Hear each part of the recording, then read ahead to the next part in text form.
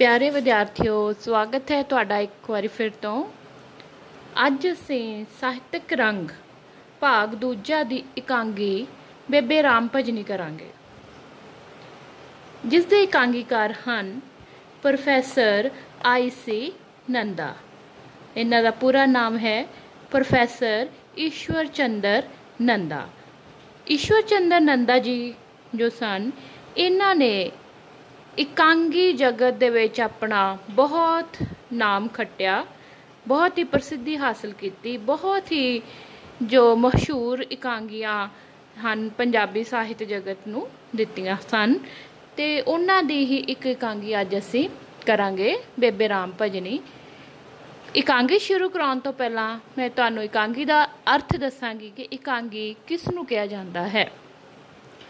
इकांगी दा भाव है एक अंगी।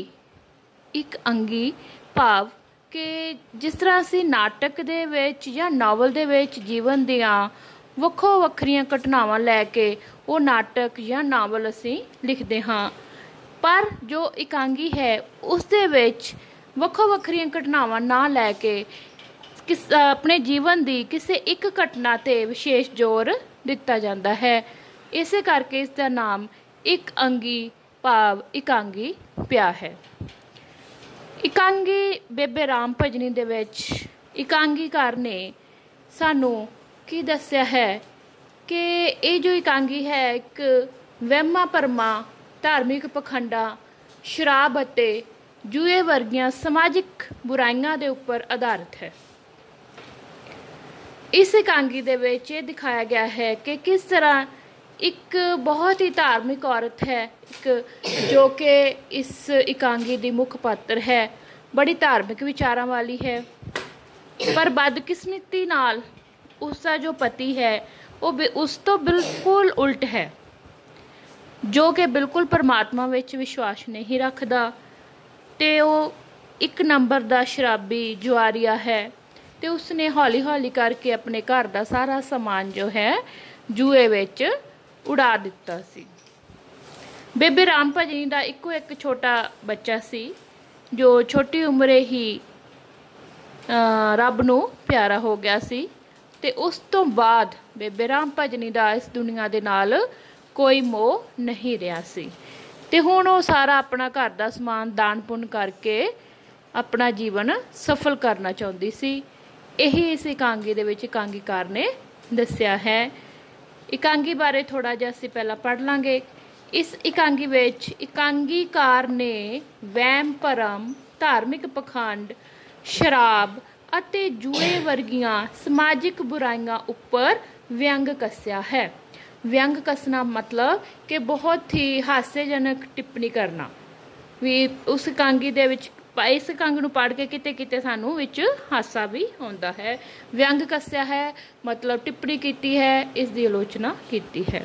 बेबे राम भजनी एक धार्मिक विचारां वाली औरत है। इस इकांगी दी मुख पात्र बेबे राम भजनी है, पर उसका पति शराबी अते जुआरिया है। बेबे राम भजनी अपने पति दीयां आदतां तो बहुत दुखी है। उसनूं हर समय ये चिंता रहिंदी है कि उसका पति उसके घर का सारा समान जुए विच लुटा देगा। इसलिए वो अपने घर का कीमती समान दान पुण्य करके अपना जीवन सफल करना चाहुंदी है।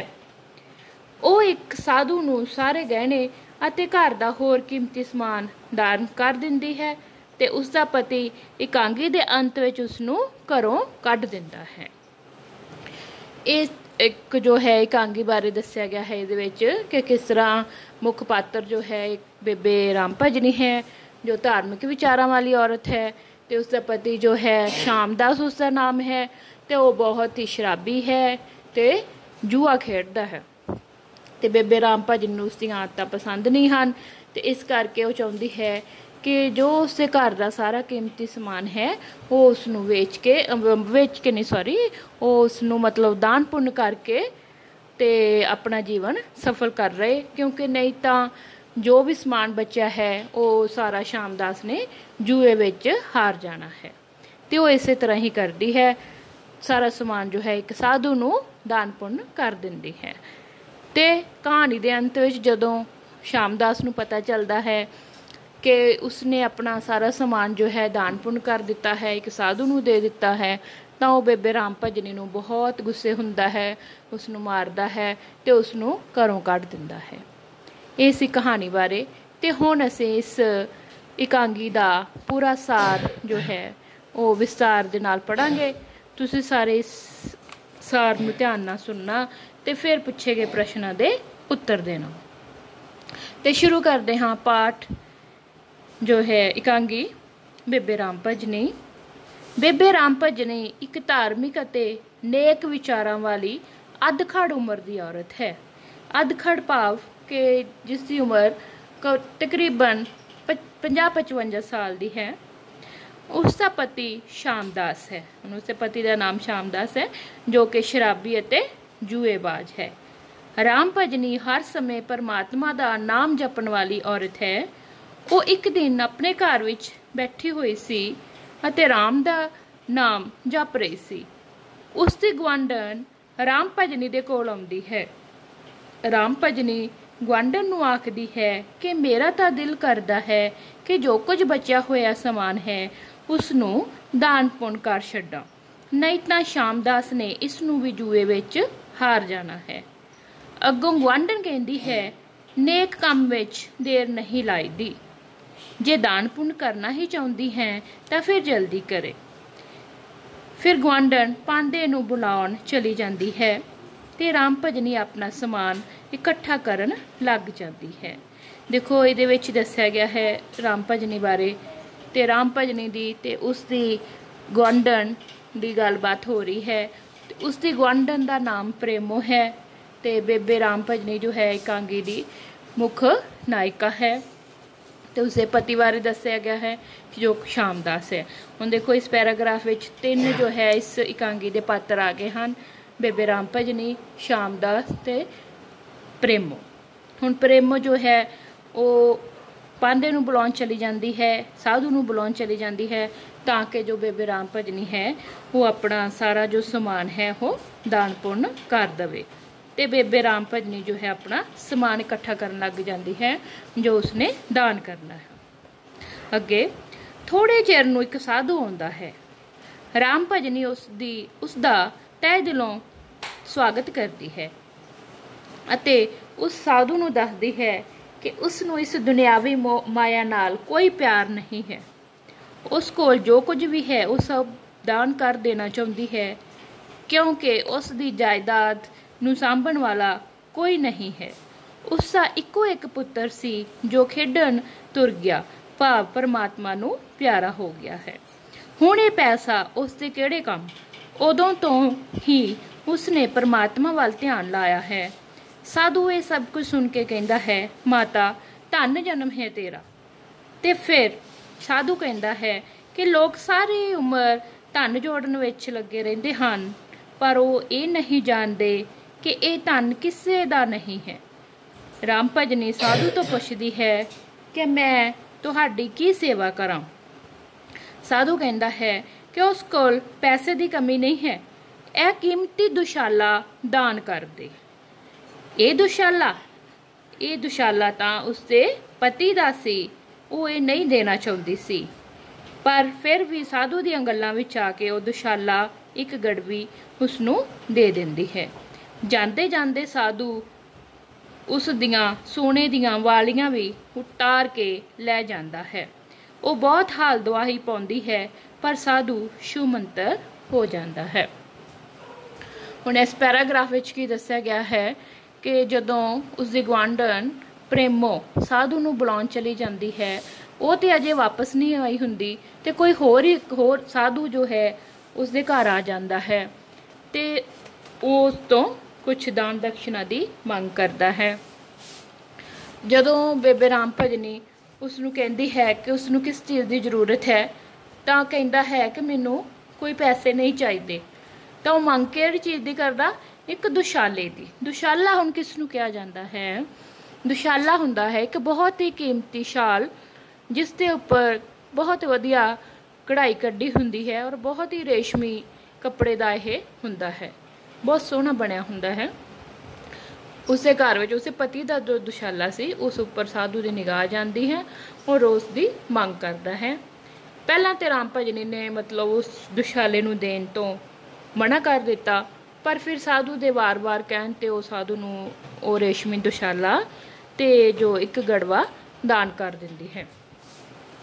ਹੁਣ ਉਸਨੇ ਆਪਣੀ ਇੱਛਾ ਦੇ ਨਾਲ ਤਾਂ ਜੋ ਦਾਨ ਕਰਨਾ ਸੀ ਕਰ ਦਿੱਤਾ, ਪਰ ਸਾਧੂ ਜਾਂਦੇ ਜਾਂਦੇ ਕੀ ਕੀਤਾ ਉਸਨੇ ਕਿ ਰਾਮ ਭਜਨੀ ਦੇ ਕੰਨਾਂ ਦੇ ਵਿੱਚ ਜੋ ਵਾਲੀਆਂ ਪਾਈਆਂ ਹੋਈਆਂ ਸਨ ਸੋਨੇ ਦੀਆਂ ਉਹ ਵੀ ਉਡਾ ਕੇ ਲੈ ਜਾਂਦਾ ਹੈ, ਭਾਵ ਕਿ ਉਸ ਤੋਂ ਉਸਨੂੰ ਠੱਗ ਕੇ ਚਲਾ ਜਾਂਦਾ ਹੈ।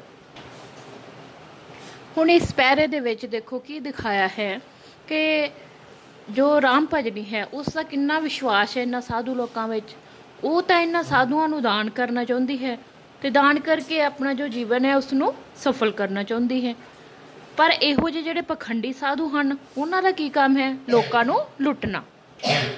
ਜਿੰਨਾ ਅਸੀਂ ਇਹਨਾਂ ਲੋਕਾਂ ਤੇ ਵਿਸ਼ਵਾਸ ਕਰਦੇ ਹਾਂ ਉਨਾ ਹੀ ਇਹ ਲੋਕ ਜੋ ਹਨ ਜਨਤਾ ਨੂੰ ਲੁੱਟਦੇ ਹਨ ਤੇ ਆਪਣਾ ਜੋ ਹੈ ਮੰਤਵ ਪੂਰਾ ਕਰਦੇ ਹਨ।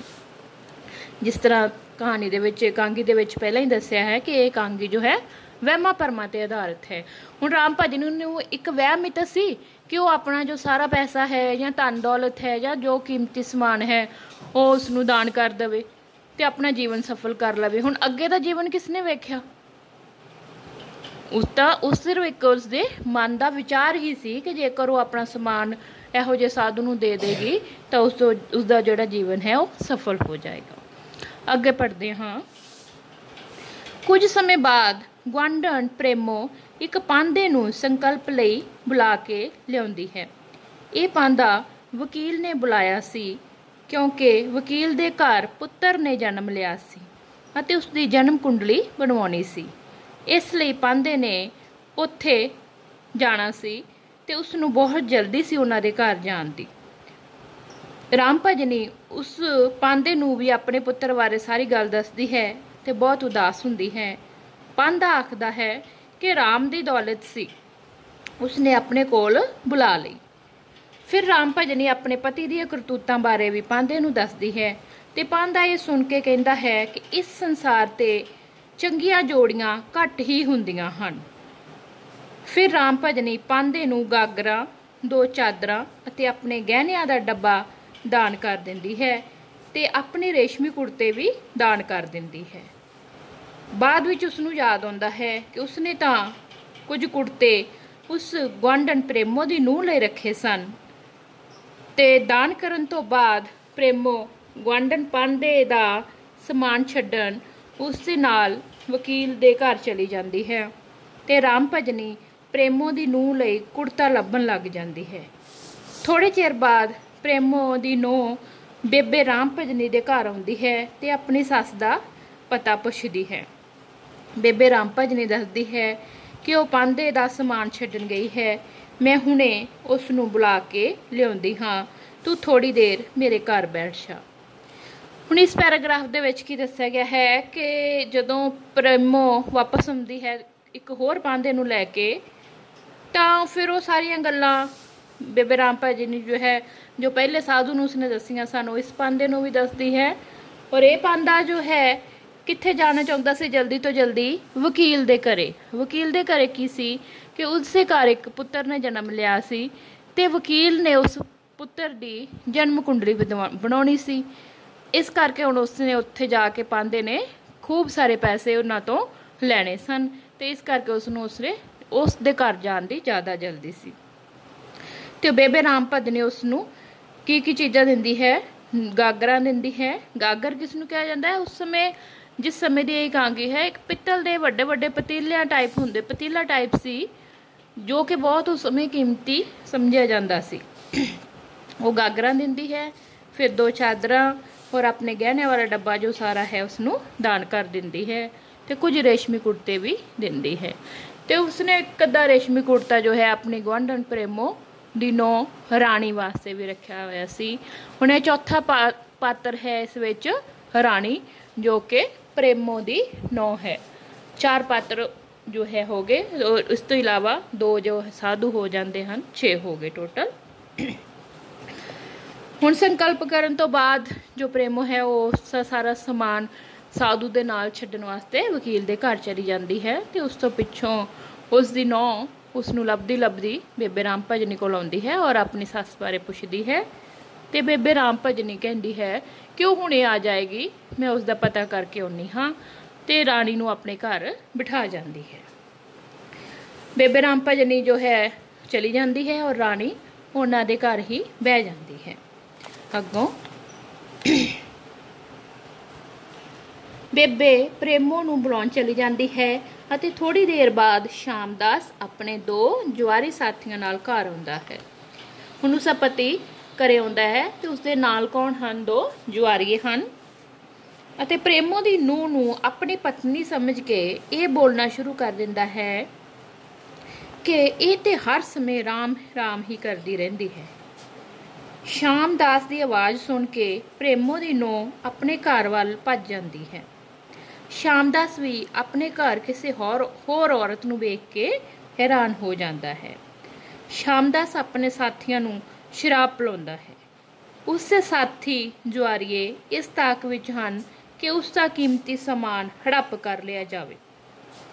ਇਸ ਕੰਮ ਨੂੰ ਸਿਰੇ ਚੜਾਉਣ ਲਈ ਉਹ ਦੋਨੋਂ ਸ਼ਾਮ ਨੂੰ ਖੂਬ ਮਸਕਾ ਲਗਾਉਂਦੇ ਹਨ। ਸ਼ਾਮਦਾਸ ਉਹਨਾਂ ਦੀਆਂ ਗੱਲਾਂ ਵਿੱਚ ਆ ਜਾਂਦਾ ਹੈ ਤੇ ਆਪਣਾ ਕੀਮਤੀ ਸਮਾਨ ਉਹਨਾਂ ਨੂੰ ਜੂਏ ਵਿੱਚ ਲਗਾ ਦਿੰਦਾ ਹੈ ਤੇ ਅੰਤ ਵਿੱਚ ਉਹ ਆਪਣੀ ਪਤਨੀ ਰਾਮ ਭਜਨੀ ਦੀਆਂ ਚੂੜੀਆਂ ਦਾਅ ਤੇ ਲਗਾਉਣ ਲਈ ਜਦੋਂ ਕਮਰੇ ਅੰਦਰ ਜਾਂਦਾ ਹੈ ਤਾਂ ਉੱਥੇ ਉਸਨੂੰ ਕੁਝ ਵੀ ਨਹੀਂ ਮਿਲਦਾ। ਪਰ ਦੇਖੋ ਕਿ ਜੋ ਰਾਮ ਭਜਨੀ ਸੀ ਉਹ ਉਸਨੂੰ ਪ੍ਰੇਮੋ ਨੂੰ ਬੁਲਾਉਣ ਵਾਸਤੇ ਚਲੀ ਜਾਂਦੀ ਹੈ ਤੇ ਪਿੱਛੋਂ ਉਸਦਾ ਪਤੀ ਆਪਣੇ ਦੋਸਤ ਜੁਆਰੀ ਸਾਥੀਆਂ ਦੇ ਨਾਲ ਆ ਜਾਂਦਾ ਹੈ ਤੇ ਉਸਨੂੰ ਲੱਗਦਾ ਹੈ ਕਿ ਜੋ ਰਾਣੀ ਹੈ ਉਸਦੀ ਪਤਨੀ ਹੀ ਹੈ।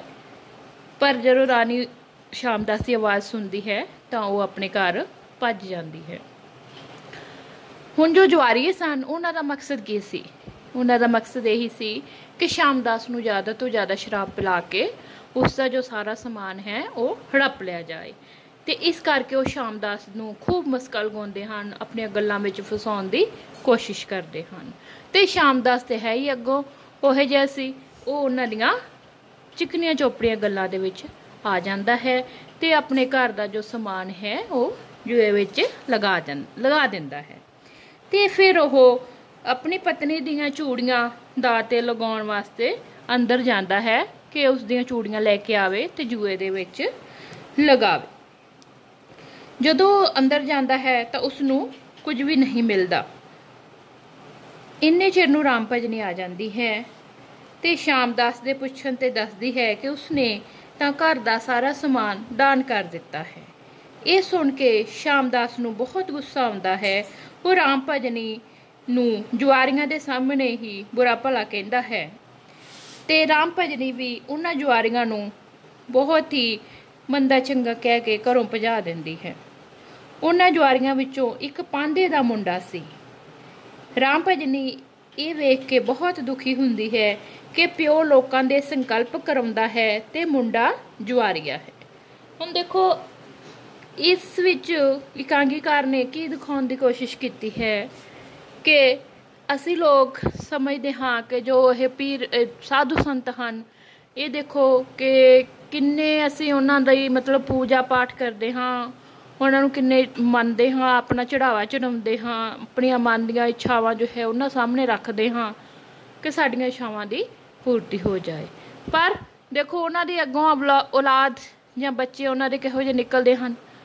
ਹੁਣ ਬੇਬੇ ਰਾਮ ਭਜਨੀ ਨੇ ਉਸ ਪਾਂਧੇ ਕੋਲ ਆਪਣਾ ਸਾਰਾ ਸੰਕਲਪ ਕਰਵਾਇਆ, ਆਪਣਾ ਜਨਮ ਸਫਲ ਕਰਨ ਵਾਸਤੇ ਉਹਨੇ ਸਾਰਾ ਸਮਾਨ ਜੋ ਹੈ ਉਸਨੂੰ ਦਾਨ ਦੇ ਦਿੱਤਾ ਤੇ ਜੇਕਰ ਇੰਨਾ ਹੀ ਉਹ ਸਾਧੂ ਜਾਂ ਪਾਂਧਾ ਅਗਰ ਉਹ ਇੰਨਾ ਹੀ ਸ਼ਕਤੀਸ਼ਾਲੀ ਔਰ ਸ਼ਕਤੀ ਵਾਲਾ ਹੋਵੇ ਤਾਂ ਉਸਦਾ ਜੋ ਆਪਣਾ ਮੁੰਡਾ ਹੈ ਉਹ ਜੁਆਰੀਆ ਕਿਉਂ ਬਣਦਾ? ਇਸ ਤੋਂ ਕੀ ਸਫਲ ਸਿੱਧ ਹੁੰਦਾ ਹੈ ਕਿ ਇਹ ਸਭ ਕੁਝ ਸਾਡੇ ਮਨ ਦੇ ਵਹਿਮ ਹਨ। ਅਗਰ ਅਸੀਂ ਪੂਜਾ ਕਰਨੀ ਹੈ ਤਾਂ ਉਸ ਪਰਮਾਤਮਾ ਦੀ ਕਰਨੀ ਚਾਹੀਦੀ ਹੈ। ਉਸ ਪਰਮਾਤਮਾ ਦਾ ਹੀ ਆਸਰਾ ਜੋ ਹੈ ਉਹ ਸਭ ਤੋਂ ਵੱਡਾ ਹੈ। ਉਸ ਪਰਮਾਤਮਾ ਤੋਂ ਵੱਡਾ ਹੋਰ ਕੋਈ ਨਹੀਂ ਹੈ।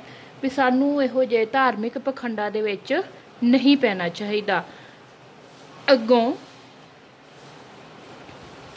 अंत विच राम भजनी सब कुछ छड्ड के परमात्मा की शरण लैण लई चली जाती है ते श्यामदास इकल्ला रह जाता है अते कहता है कि उसका सब कुछ लुटिया गया। ये सी कहानी का मूल पाठ, एकांगी का मूल पाठ। ते एकांगीकार ने इस विच सानू यही समझाउण दी कोशिश की है कि सानू इहो जे वहमां भरमां विच नहीं पैना चाहिदा ते इहो जो साडा समाज है शराब ते जुए वर्गियां जो समाजिक बुराइयां दे विच फसिया होया है, इन्हां तो भी बाहर निकलना चाहिदा है। लोग जो हैं इन्हां चीज़ों का नजायज़ फ़ायदा उठा के फिर साडा सब कुछ लुट लेंदे हैं। क्यों? क्योंकि जो एक शराबी इंसान हुंदा है उसनूं कोई सुध बुध नहीं रहिंदी कि की सही हो रहा है या की गलत हो रहा है, तो जिस तरह भी उसनूं अगला बंदा कहता है उस दियां गल्लां दे विच आ जाता है। ते दूसरा इस विच ये दस्सिया गया है कि जिस तरह बेबे राम भजनी सी वो चाहुंदी सी कि उसका जन्म सफल हो जाए, पर जे वो तो अपना अगे का जन्म सफल करना चाहुंदी सी ते किहदे कोल करना चाहुंदी सी? साधु कोल, जिसका होने वाला जन्म ही सफल नहीं सीगा। क्यों कि जिहदे बच्चे सफल नहीं होए तो उहदा अपना जन्म जो है सफल किस तरह हो सकता है? हुण साधु के बच्चे तो आप जुआरीए बने पे आ ते ओह लोकां दा होर की भला कर सकता है। इस करके सानू इन्हां वहमां भरमां दे विच नहीं पैना चाहिदा, इन्हां तो बाहर आउणा चाहिदा है। जेकर असीं दान पुण्य करना चाहुंदे हाँ या सच विच ही किसी की सहायता करना चाहुंदे हाँ तो सानू किसी अजिहे व्यक्ति की सहायता करनी चाहिए है जिसनों के वाकई लगे कि इसनों सहायता की जरूरत है। नहीं तो किसी बिना जरूरतमंद तो जो किया गया दान है वो किसी लेखे नहीं आता। लेखा उही जो है जुड़ता है जो किसी वाकई जरूरतमंद व्यक्ति की जो है सहायता की जाए। तो इस करके सानू चाहिदा है कि जो कोई सानू अपने आस पास दिखे गरीब होवे, अपना पढ़ाई तो मोहताज होवे तो उसनू किताबां दी सहायता करो, उसनू किताबां लैके दे सकते हाँ। जेकर सानू परमात्मा ने इन्नी शक्ति दी है कि असी किसी का साथ दे सकते हाँ तो सानू किसी जरूरतमंद व्यक्ति का साथ देना चाहिए है। उस दियां जो मुश्किलां हैं उसनू थोड़ा बहुत हल करने की कोशिश करनी चाहिए है। तो जिन्ने भी वहम भरम हैं कि नहीं जी जिन्ने ही असी ज़्यादा दान पुण्य करांगे किसी गुरुद्वारे किसी मंदिर में जाके उन्ना ही साडा जन्म सफल होगा, अजिहा कुछ नहीं है। ये सब जो है परमात्मा जो है साडे मनां दे अंदर ही है। जेकर साडा मन साफ है तो परमात्मा साडी सहायता जरूर करे। इस तरह मैनूं उम्मीद है कि तुहानूं इस एकांगी की समझ लग गई होएगी तो इस एकांगी दे नाल संबंधित जो प्रश्न हैं वो तुसीं मैनूं असाइनमेंट के रूप में करके भेजोगे। तो इस एकांगी का एक वड्डा क्वेश्चन जो है 3 नंबर का पेपर में पूछा जाएगा तो कुछ जो है छोटे क्वेश्चन 1-1 नंबर वाले पेपर के आउणगे। धन्यवाद।